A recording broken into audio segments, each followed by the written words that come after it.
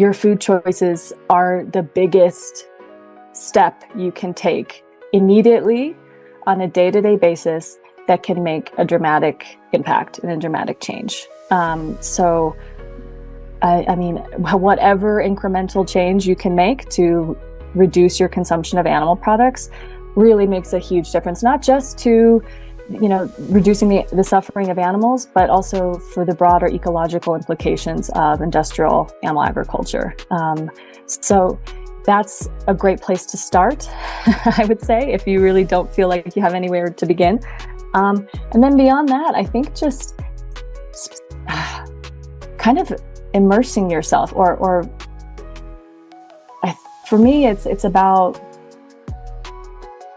remembering, reconnecting to other forms of life, and not just sort of taking for granted that humans get to be the sort of dominant species that we're not equally dependent upon. Welcome to the Better Life for Animals podcast, where we amplify the voices of animal advocates, sanctuaries, and changemakers working toward a kinder, more compassionate world. Through powerful stories and expert insights, we shine a light on the efforts to rescue, protect, and advocate for animals. Be sure to subscribe wherever you're watching or listening. Every follower helps us reach more people. And support animal sanctuaries. Enjoy the conversation. My guest today is Katherine Baxter. She is a PhD and the co-founder and CEO of the Alliance for Human-Animal Coexistence, or AHAC. Her organization is all about finding better, ethical, and sustainable ways for people and animals to share our planet. Katherine helped transform what was once ANAW USA into AHAC in 2024, along with her co-founders, Kahindi Lakahali and Janet Rumfield. Together, they've built something that goes beyond traditional animal welfare, focusing on conservation, education, and bringing together knowledge and ideas from both the United States and Africa. With her background in animal welfare, ecology, and justice, Katherine heads AHAC with compassion and a big picture vision. She works on building partnerships, sharing policies, and raising awareness, all with the goal of creating a healthier, more respectful relationship between humans, animals, and the environment. Katherine, welcome to the show. Thank you so much for being here today. Thank you so much, Cheryl. I'm really happy to be here.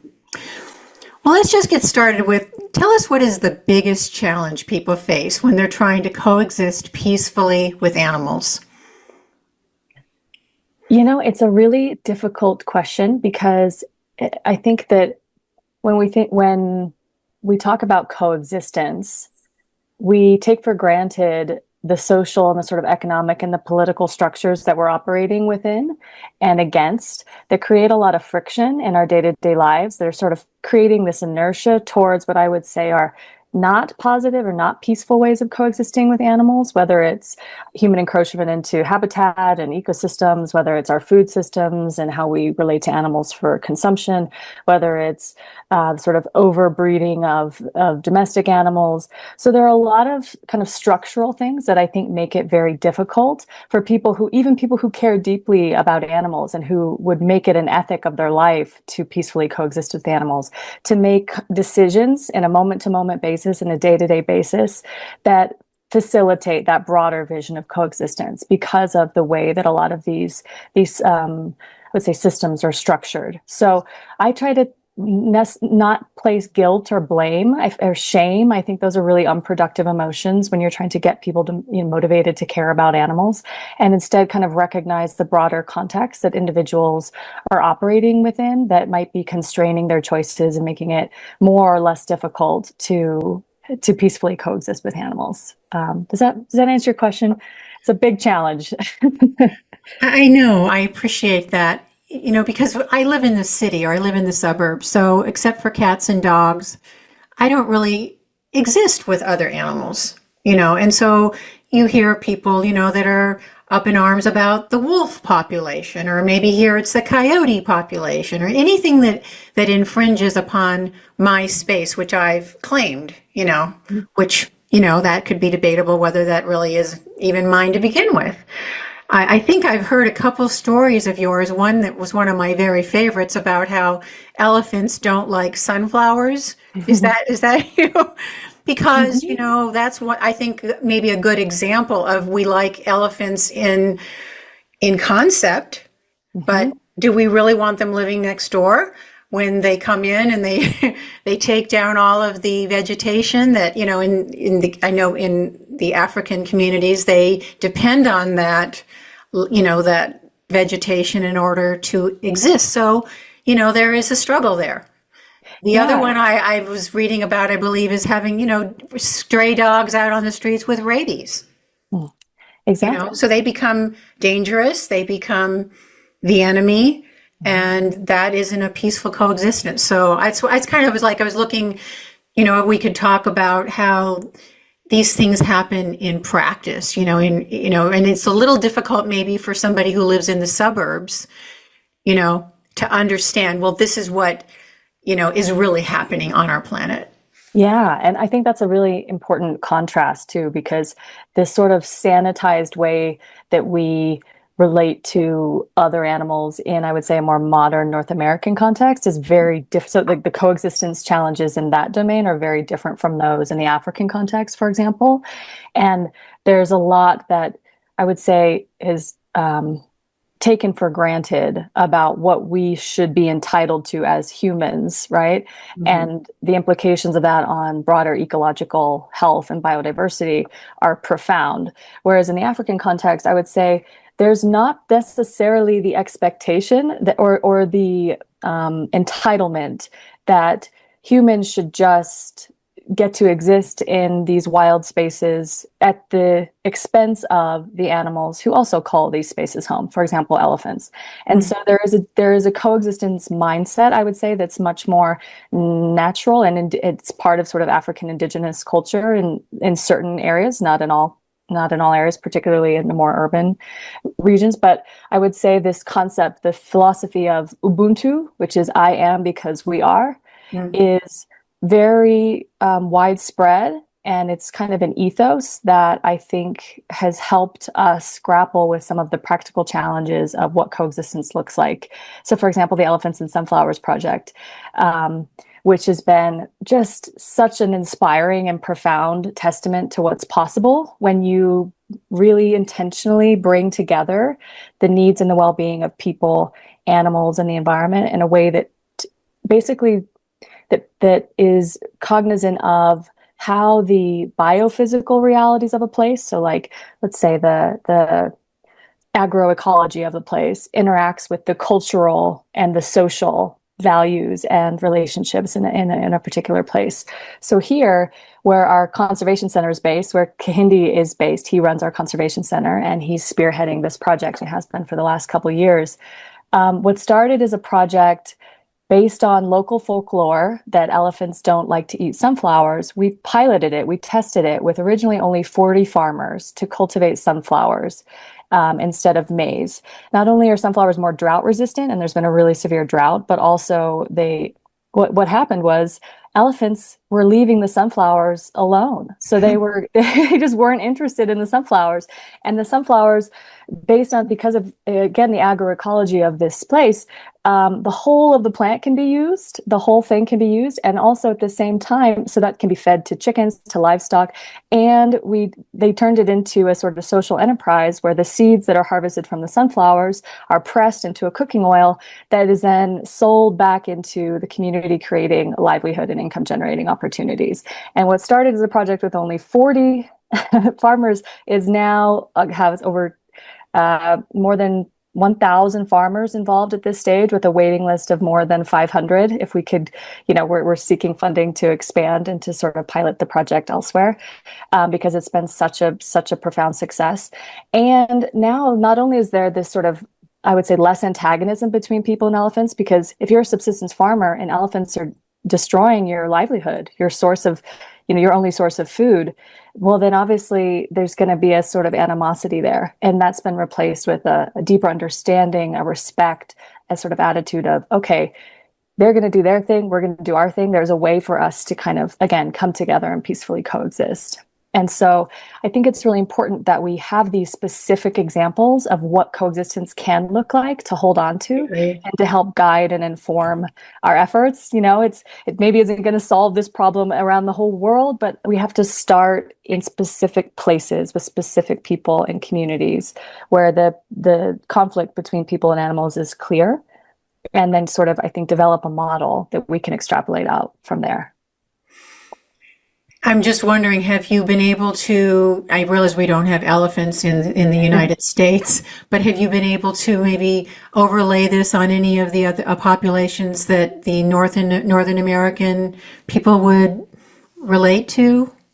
Yeah, well, so I mean, one of the things we're really keen on is facilitating, I would say, knowledge exchange, points of reciprocity, where not only can not only can we bring resources and expertise over to the African context, but we can learn and bring African perspectives on coexistence to the North American context. So Kehinde actually will be presenting at Kehinde and I will be presenting at a conference next week in Colorado here, basically trying to just explain the applicability of the lessons that we've learned from these coexistence initiatives in the Kenyan context into a sort of Colorado context, because we're also doing work with predators. And so there is a lot to be learned from the African context in terms of, I would say, wolf conservation, coyote conservation, because again, these are just tensions, right? These are where there's the needs are and the well-being are seen as at odds instead of mutually reinforcing. So it's how do you create the conditions in which that can flip and you have a different nature, different type of relationship there. Does that answer your question? It does. It's exactly what I was trying to get at, because I think for our audience, we're very much focused on North America and sanctuaries and just trying to understand, these are just wonderful initiatives and success stories that you have. I still want to talk about rabies and the dogs because, we can relate to dogs, right? So I love your concept of, we want to bring us all together. We want to peacefully coexist, but we don't want to just think of it as something abstract. Exactly. It's like, so how does this relate, right here, right home? And I love your that you're going to have a talk about wolves, because that's a big hot topic right now. And I'm of the opinion that so much of what wolves, their reputation is not deserved. And some of the propaganda, I'll call it, that, you hear about the devastation that they provide is really not accurate. But still, to be able to understand them and to peacefully coexist, I just love that overlay. Yeah, and recognizing too that there are a lot of complicated interests that are involved in creating narratives of antagonism or of sort of removing, I would say, wild spaces, right? So there's an article I just recently wrote that maybe I'll send a link to, where we're kind of looking at how we have come to organize our societies in a way where we're very insular, very cut off from the sort of living, breathing webs of life that are sustaining this whole thing. And so they're just sort of over there, but most people are very experientially removed from that. And I think until we grapple with that and with how we've organized ourselves, our lives, our societies to have that distance in the modern context, and especially in the North American and European context, then it's going to be hard for people to have the mindset that is that is coexistence oriented, right? Because there is something that you may have to give or sacrifice. It's against the ego in some ways. And so to talk about the stray dogs, that's maybe a bit of a pivot, but I think it all connects actually, because right, the way we relate to dogs, I would say in the North American context is, very much domestic. And there are right, ethical issues, I would say, in the sort of breeding industry of dogs. Both of my parents are veterinarians, so I'm kind of I'm very invested in that issue here. But in, let's say in the African context, a lot of dogs are sort of free roaming, and so the question is, who is ethically responsible for these animals?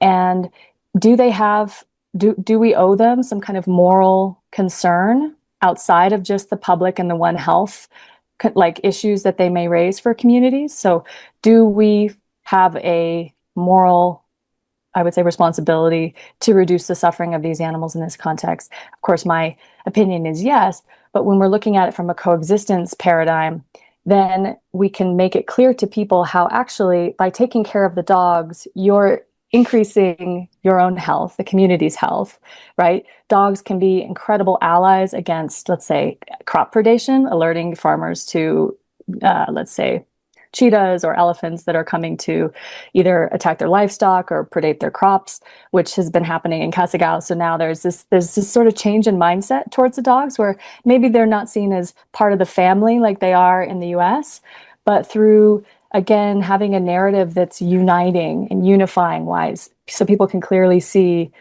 well, by taking care of the well-being and the welfare of these animals, right, by preventing rabies, that's directly benefiting me, my family, my community, right? Decreasing incidence of rabies, decreasing, there's still quite a few bites and exposures to rabies in Kenya. So again, it's just like a different way of talking about it, because if you only talk about the One Health benefit, then you're missing this other piece. Understood. You're listening to Better Life for Animals podcast. Our mission is to amplify the voices of animal advocates, sanctuaries, and changemakers working toward a kinder, more compassionate world. But we can't do it alone. We need your help. First of all, go ahead and subscribe to this channel wherever you're watching or listening. And then get involved by visiting betterlifeforanimals.com. That's betterlifeforanimals.com. Be sure to check out our blog, learn more about incredible sanctuaries, and explore our book section, where 100% of net proceeds from book sales are donated to sanctuaries. Every action you take helps to make a difference. And remember, subscribe to this channel. And now, back to the show. If you're just joining us, we're speaking with Dr. Katherine Baxter of AHAC. I find it very interesting that you talk about re-granting on your website. And that's something I have to be honest, I have never heard of it. So maybe you could explain to me or to our audience how your grants work. Are you out there obtaining them and then looking for homes for them? How does that work?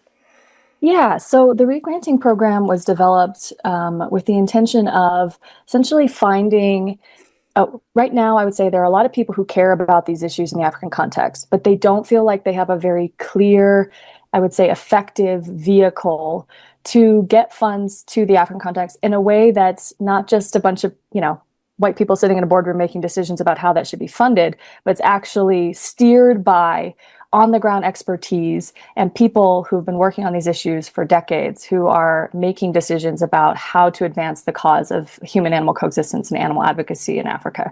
So we've created a re-granting committee based, that's constituted of my close friends, colleagues, but experts in their own right in different areas of human-animal relationships across the African continent, who are making decisions, who are steering these funds.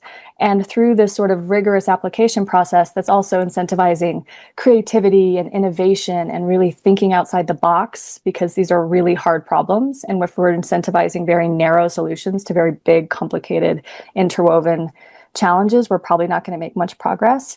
AHAC has been able to basically serve as a vehicle to get funds from people who care deeply about these issues here, then have that re-granting pool that is decided by, and how those funds are invested is decided by this incredible team of experts from across the African continent, this re-granting committee. And then those funds are invested, and we have a very close relationship and monitoring and evaluation regime that goes along with the administration of these grants that's overseen by one of our board members who's also on our regranting committee, who used to be the principal secretary for the Kenyan government overseeing all wildlife and conservation. And so there's, just having the right people in the right places can make a huge difference. So that's kind of where the regranting idea came from, because it just seemed like there's a gap here. Let's fill it. So you're sort of like a warehouse, and you get the funds, and then you are in a different position to understand the people that are actually boots on the ground that are doing the work. Exactly. And you can appreciate and get the money to where it's most needed. And most effective too. And that's exactly it. Because also it's hard to trust. I mean, philanthropy is hard. It's without someone who really knows the context, who has those on the ground relationships, it's really tough to know what's going on. And so we take that kind of due diligence responsibility very seriously, so that people know exactly where their money's going, but also that it's going to the, what we would argue the most accountable, transparent, I would say innovative and impactful initiatives that we can find, and that we're aware of. So, yeah. Well, we were talking a minute ago about, the disconnect between the animals and the, modern population, and how they're somewhat, especially in the United States, very much separate. Mm-hmm. And I think that's by design. I think that animal agriculture has set it up that way because it's a difficult space. It's cruel. And I think understand that people don't want to see that. And so they've set it up so that they don't have to. Mm-hmm. So that's one of the things that we at Better Life for Animals try to promote is, exposure to that, understanding of what's going on with your food, and also, supporting sanctuaries, because we, have no other place for these, just a few of these animals to land. But it is an opportunity for the general population then to see, this is how a cow wants to live its life. This is how a turkey, behaves under natural circumstances, because we don't see that. We're fed a story, I think, and it's not an accurate story of how their lives are really happening. Mm-hmm. So I appreciate that so much of your work is focused, in Africa, and for good reason. And I think it's wonderful. And I'm just wondering if you have any exposure to sanctuary life here in the United States, and have any thoughts about how it's going, or what could be, is there something that you're doing in Africa, like you're talking about next week, that could perhaps help people to, connect with animals on their own terms, even here in the United States? It's an excellent question. And yeah, so I think having the more points of encounter and that we can create between people and animals in their, as they're supposed to be existing in their free, harmoniously, not necessarily in captivity, but in way where they're allowed to express their normal range of behaviors and emotions, I think those are just profound spaces, and sanctuaries do offer that in the North American context, where very few other places do. And so I think there's a role for that. I have a good friend who runs a sanctuary about an hour down the road in Erie, and it's a really special place, and especially for kids to get to experience those points of connection. I think there's a real role for that. And I think also, unfortunately, it's important that we confront all the ways in which animals are not existing in that way and are not experiencing that, and that we confront it very directly, experientially, that we become more and more aware and more in touch with the implications of our food choices, the implications of, like you said, industrial animal agriculture, and how profoundly that's, I mean, it's, I would say, the moral crisis of our time, but one that most people are not aware of, that is just stuffed under the rug, and people rarely ever have to encounter the conditions and the degree of exploitation and suffering that's making possible so many things we take for granted in our sort of modern context when you go to the grocery store. So the more we can, again, I think, create both of these points of contact and encounter between how does a cow experience itself when it's not in a crate being impregnated and milked endlessly and separated from its calf. I mean, what does that look like? What does that feel like in contrast to this other experience? Why does that matter? Why is there a moral dimension to that we all should care about? And then, I think in the African context, it's sanctuaries, I would say, are not necessarily as much of a thing. There are a lot of sort of rescue organizations for, I would say, more domestic animals in urban contexts. But in rural places, those types of, encounters with animals just roaming are ubiquitous, right? So most of the time I'll be wandering down, some path in the middle of nowhere in Kenya, and there'll be, just a herd of goats happily wandering past, or cows or chickens, and everything is free. And then, of course, that's also coexisting with wild animals, right? Then there are hyenas down the path, and then there are buffalo, and there are lions, there are wild dogs. All of this life is kind of coexisting with people, right, in very interesting ways. And there's just so much, I think, that we can learn from that. We can't revert back, right, to a kind of system where things work in that way, but we definitely can learn, I think, how to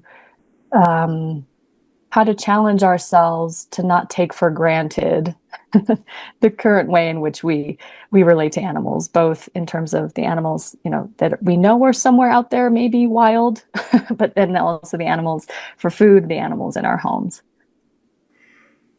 So that's interesting because, I've had a number of guests on this podcast, and they range from, we need to be in your face about the horrors, to, no, we need to be kind and it's not our fault, and we've just been, sold a bill of goods, and gently we just show through example.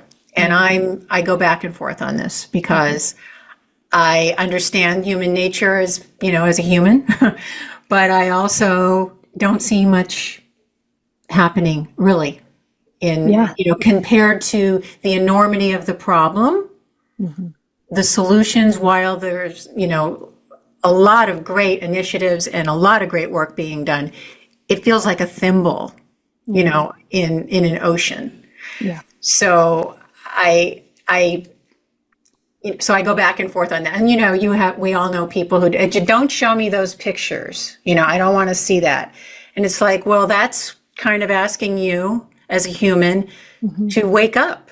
It's like, but that's what's really happening. And you're participating in that to the extent that you are buying that food, and it's just, I have yet to see where it is totally convenient to ignore it. We support it as a society. We support you ignoring it, going back to sleep, as I like to say, and just living your life, down the road.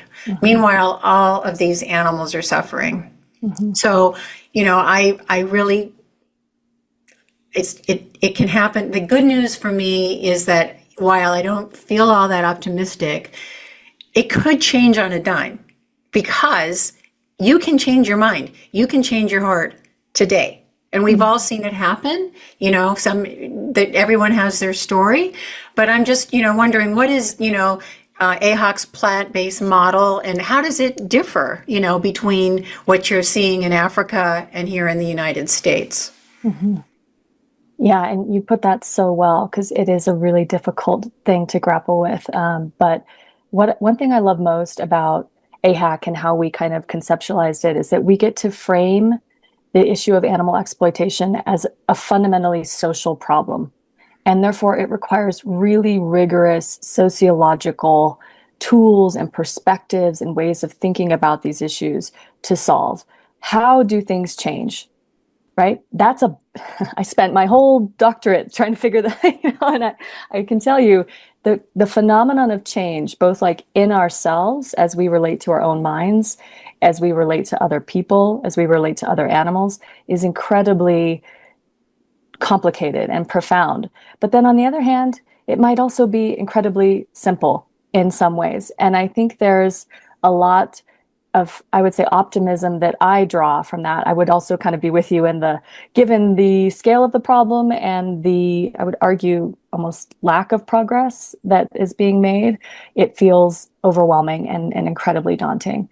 But all I know is that until we really engage with this problem, with our relationship to our own minds and to how we make decisions, to how we change, to how anything changes. I mean, if we just observe our own minds on a daily basis, in a moment to moment basis, how do we create the sort of broad scale shift in that relationship that will allow the extension of our sphere of sympathy and moral concern to other animals, especially animals that we deem as, we're somehow on the sort of hierarchy as being, we can subject them to the worst forms of cruelty and exploitation and somehow have a moral alibi for it. And it's very, very confusing. And I would say, and I think the difference in the plant-based approach in the African context is that I would say there's a lot of indigenous and sort of tribal cultures across Africa are actually predominantly vegetarian, if not vegan. So the important thing is that how the plant-based movement emerges in the African context is emergent of Africa's unique and historical relationship to animals for food. And it's not a sort of a vision of it that's being imposed from the global north based on all the mistakes that we've made and the sort of industrialized food system that we've come up with. And we say, hey, you need to be 100%, you need to be vegan and you need to do it this way and you need to accept plant-based meat alternatives and all the rest of it. It has to be much more culturally anchored, I would say. And I think that's a lesson for the sort of global plant-based movement, is that we have to figure out how to realize this like universal aspiration towards ending the exploitation of animals for food in very culturally situated and specific ways. All over the world. And that's like an important tension for us to grapple with. Whereas in the North American context, I would actually, there's very little excuse, right, for why someone, right, you're not in Northern Kenya in the Samburu culture where actually the only thing that people can sustain themselves off for most of the year are animals, right? It's livestock. There's no other source of sustenance. We're not in that situation, right? So there's no cultural justification. And I do think confronting people with what's behind their choices, what's behind that package of meat that is so cheap at the grocery store or that burger that you're buying at the fast food place.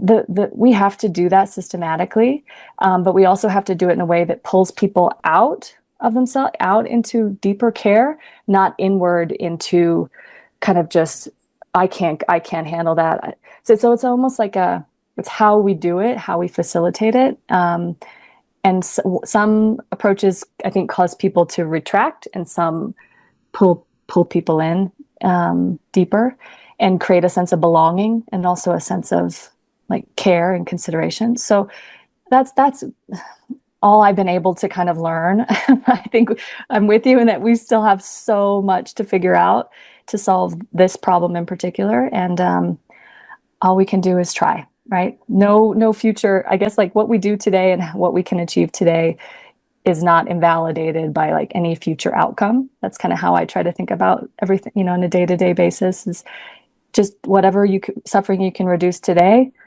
that's an end in and of itself. It's not invalidated if we don't solve the whole problem. Well said, Katherine.